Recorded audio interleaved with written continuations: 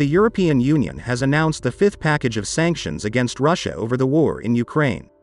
The new sanctions will affect coal imports, ban transactions with 4 key Russian banks and ban ships from entering ports. It was announced by European Commission President Ursula von der Leyen. Russia is waging a brutal, merciless war, even against civilians in Ukraine. We need to maintain maximum pressure at this critical moment, von der Leyen said.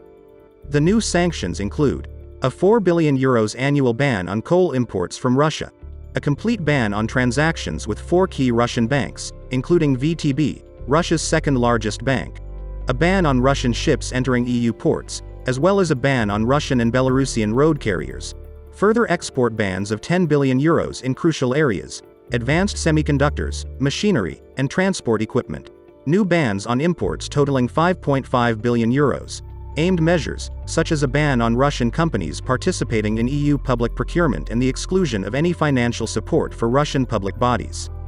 The European Commission President also noted the EU is working on extra sanctions, including on oil imports. According to von der Leyen, the EU is also mulling over proposals by individual union member states regarding taxes or certain means of payment, such as conditional blocked accounts. She noted that more than 40 countries now impose these sanctions.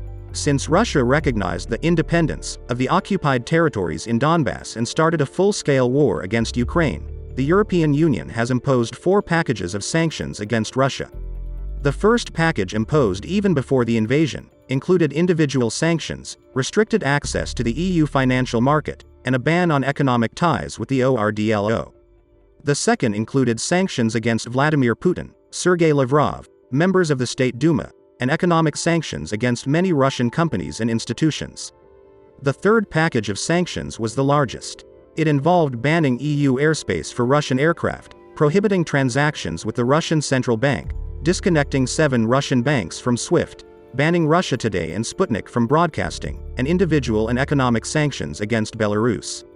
The fourth sanctions package bans any transactions with certain state-owned enterprises in the military-industrial complex, imports of metallurgical products, new investments in the energy sector, exports of luxury goods, and the EU rating agencies from assigning any ratings to Russia.